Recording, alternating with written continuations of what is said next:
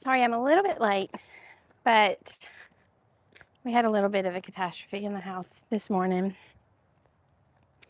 I remember my microphone, and my face is getting a little better, so we're on the track moving forward. But Chris was trying to make a cup of coffee. I tried to use a new method, so I have been doing French press coffee because I learned that coffee beans, or the oil in the coffee, actually has cancer fighting properties, but you can only get those benefits if you don't use paper filters. So I've started using the French press method with my stainless steel French press, because I want to drink some coffee and I want to feel good about it, and that French press made me feel good. Well, I found a stainless steel coffee filter in my pantry the other day, or in my cabinet. I was looking for something else and found that, and I was like, well, maybe I can go back to my pour over coffee because it's so much easier and so much cleaner. I don't know how to get the grounds out of the French press without making a huge mess. So I went back to that this morning, the pour over coffee, in my stainless steel filter. Well, about 8:58, Chris is like, there's grounds all in this. He was trying to use a paper filter to get all the grounds out of the coffee to try to preserve it so he wouldn't waste the coffee. And then he had mixed one of his K-cup coffees with the pour over coffee, and he got the K-cup out and it had grounds all over the place. So something was wrong with the K-cup. And he was like, oh, it's hot. He was like hollering. There's a nail in the road. I just saved my family a lot of time and trouble. And so Lane and I both were like, what's wrong? He was like, I don't know. So come to find out, it wasn't the pour over coffee that had all of the grounds in it, that we had thought that I had, made a bad move to go back to the pour over coffee. It was something wrong with the Keurig. So I don't know why I'm telling y'all all of that. I'm telling you that because that's why I'm late. I was sure to help him resolve his issue. I don't know if he burned his finger. I don't think he did. But he seemed fine and he had it handled. So I hope that you are having a good day. I hope that you are feeling good. I'm finally feeling good. I've got just a little bit left over of being sick, but it's almost all gone. And I was telling somebody yesterday, I think that is one benefit of getting sick every now and then, is to be grateful for health and wellness. Because if we are going through a stretch of health and we don't feel bad, then we sort of forget what a discouragement and a burden it is to not be well. So I'm thankful for being almost better. I'm like 98%. I was thinking that I had just gotten lazy. Like, I didn't want to do anything. My house is a wreck. I didn't want to do anything all week last week.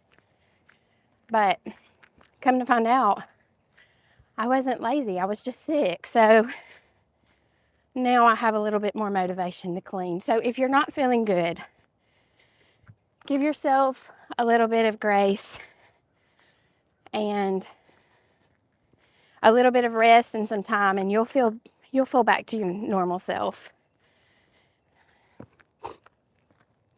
I think we're a little too hard on ourselves sometimes. I had a super busy weekend. It was very good. We had summer camp registration. Lane got into summer camp. He's super excited about that. Oh, I went up the hill. Y'all can tell. I'm still not ready for that hill yet. Maybe by May, in the blazing heat, I'll be ready for the hill without breathing too hard. He thinks summer camp is school. So all through the year, he's like, I want to go, when are we going to go back to school and stay in that cabin and see my friends? And he's so excited. So we got into summer camp. And then on Saturday, we also had baseball tryouts. So he's starting spring ball again. We're excited about that. He's very much improved over last year, so that's good. He's much stronger. I thought that was another nail. I'm on high alert now for the nails. But he did really good. He was swinging better. He was pitching better. So that's just a good marker that he's improving and growing. He's very excited about it, which is good. He knows what to expect, and he's still enthusiastic about it. So I was happy for that. I've gotten me a big blanket ready to go for the cold nights in the spring. It's funny how the weather changes so much here, because now I wear a sweatshirt and I am getting hot fast. It's supposed to be in the 70s here today. 70s and sunny. That's a good weather report in February. Also Saturday, I went to decorate for a bridal shower that we were having for one of my friends' daughters. I've never really been asked to be a hostess, and I was so honored by that. So we decorated on Saturday, had the shower yesterday.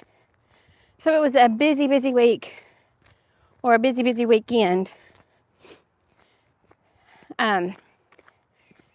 So it was good. I slept in a little today, which probably contributed to my being 2 minutes late. But I'm looking forward to today. I'm hoping that I can get my kitchen cleaned. I'm hoping that my dentist appointment goes okay. I told y'all that I had done a big step and gone to the dentist, and I had to go back. So I'm going back today. I also had told y'all that my goal was to start flossing, and in January I did so good. February is off to a very rocky start, but I did it today. Such a hypocrite. Like, you know, those people that work in the dentist office, they're like, why do y'all come up in here having not flossed for the past 6 months, and then you come in and floss yesterday and today and act like you are a regular flosser? We can tell your gums are swollen. We see you're bleeding from the gums. We know the truth. So why do y'all pretend? I know they joke about that. That is legitimately what I do. I'm trying not to. But, I mean, you know, change is a process. You can't change overnight. So maybe by my next 6-month appointment, I will not cancel my appointment, and I will have flossed my teeth regularly. We shall see. I hear an airplane, but I can't see it. And the skies are literally, I was going to show you, but I put it the wrong way. No clouds, so it must be super high up. I don't think I have anything else to do today, so I should have plenty of time to clean. I'm wondering what y'all have done this weekend. If y'all were busy also, or if it was sort of like a calm weekend. Those are so nice. So nice when you can just stay at home, get the house cleaned on Saturday, rest. But I did a lot of driving, so I was able to sit a lot this weekend. On the thumbnail, I thought we could talk. I thought we could talk about sort of staying tuned in. Can y'all hear me with that airplane? No, I think they're doing flips or something. Oh, that's Chris. He has a map, a radar that says that airplane is circling around.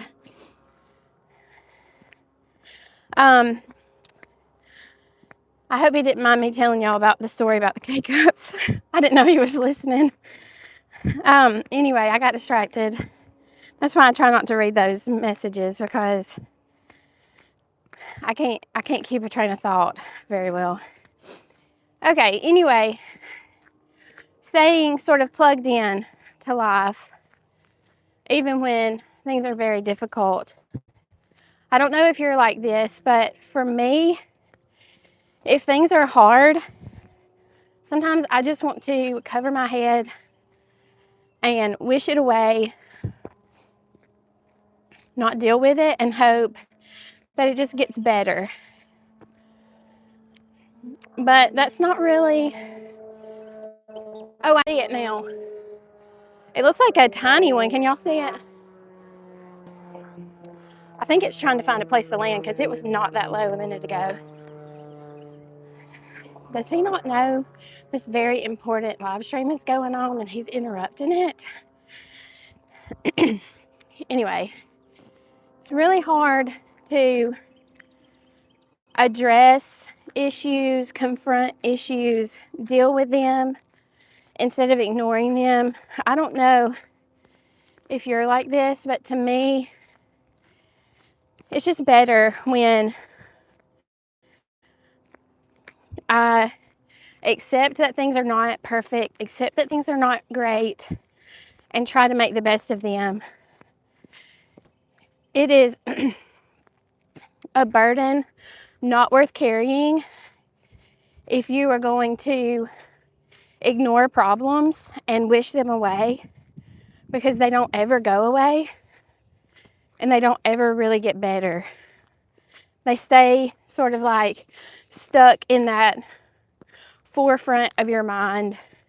You try to ignore them, but the more you try to ignore it, the bigger it seems to get, the more it seems to influence other things.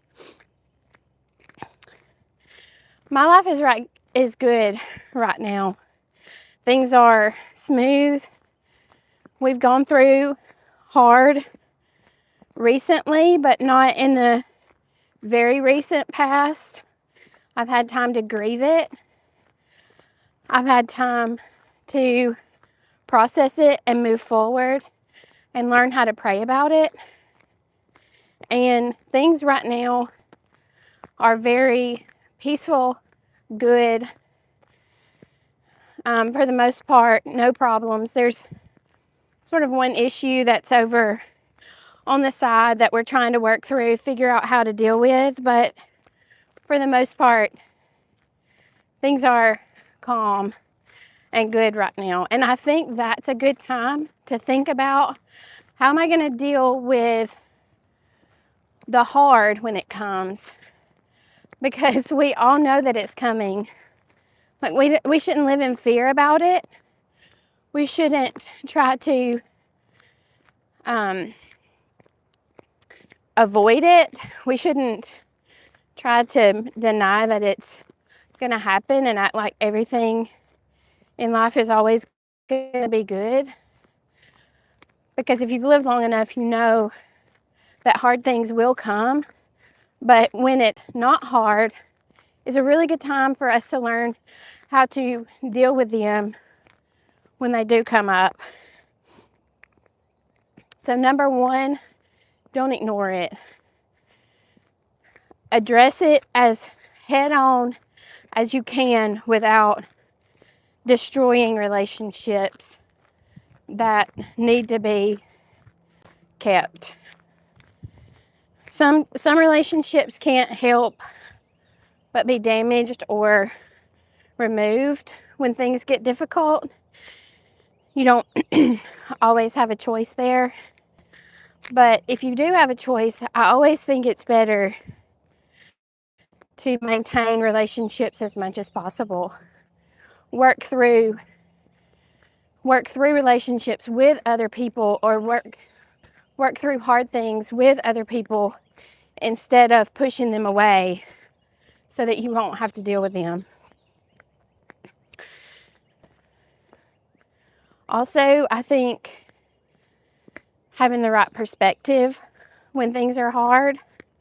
I think it's our human tendency to think when we're going through something hard, we're being punished. But this is a word that keeps coming up over and over and over again in my circle. And I'm wondering if it's God's providence just keeping it in my ear is refinement. It doesn't mean that I've done wrong or I'm being punished if something hard happens to me. It may very well be that this hard thing is happening because God knows that it's exactly what I need to be the best version of myself. If we handle things correctly, that's what hard things can do. And we all know people who are like, you know, they throw their own pity party, and they do it all the time. It's not just a one-time occurrence, but all the time they're just like feeling sorry for themselves and wanting you to feel sorry for them too. But if we don't approach difficulties like that, but instead if we approach them like, what are you trying to teach me? Talking to God through it all and trying to gain the best benefit from it. That is where true growth and true refinement is such a gift. Nobody likes hard. Nobody likes being sad. Nobody likes losing people, relationships, jobs, money. Nobody likes the hard things. But I think that if we want to be the best version of ourselves, we can learn to at least appreciate the value of hard experiences in general.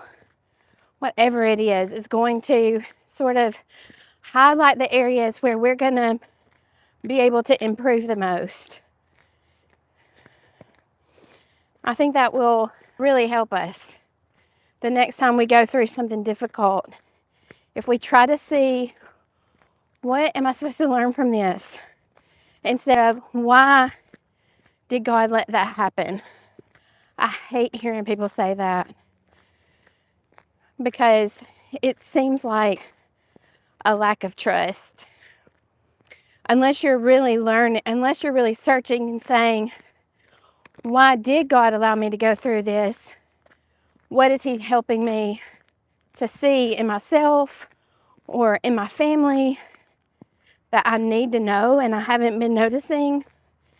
That's beneficial. But like blaming God for hard things. We shouldn't have that attitude, because the truth is everything that he does is for our benefit.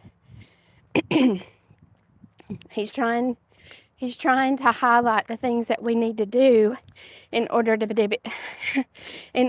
be better. And Satan has a certain ability in this world, but he doesn't have enough power to make you quit.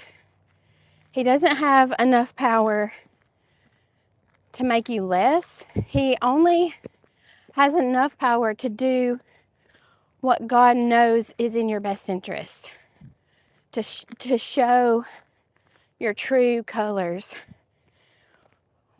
And if those are guided by him, it will be good in the long run. And those are the things that I try to remember. It's really hard. It's really hard when you're wanting to feel sorry for yourself, when you're wanting to just sort of wallow because it's so difficult and you don't want to have to do the hard work. But if we think about it now, when it's not hard, maybe we can feel better about we can feel better about what we can do when it comes. I had a sad thing happen this weekend. I came home and 2 baby goats had been born, but their mama, she tries, but she just doesn't know what to do. And she didn't clean them off. I didn't know they were coming. And they were dead already when I got here. So I had to bury 2 baby goats. I'm getting really tired of having to bury things. But good will come. I think I've got 2 others that are expecting, so I'm excited about that. I'll give you a view of this one. Should have her babies pretty soon. This one right here. I think she's gonna have some babies. This one right here, I can't get her to have a baby. There's the daddy. That was a sad thing that happened this weekend, but unfortunately, I'm sort of getting used to it, so it wasn't as debilitating as it has been in the past. Hopefully, by Wednesday, my face will be a little bit better, less swollen, less red, but I'm thankful for the improvement. And I'm thinking about this week doing a video about the best way to spend $50 at the grocery store. Could y'all let me know what you think about that? I'm wondering if that's going to be a good topic that would be helpful for y'all, or if that's sort of old news, like you already know that. I feel like it's sort of hard to spend $50 nowadays. Like, I guess what I mean is it goes too quickly. So I was thinking about walking through the store and seeing like the best use of our money. Let me know in the comments what you think about that. And I will plan on seeing you for our walk on Wednesday. I hope you have a great day. Thanks for being here. I love you.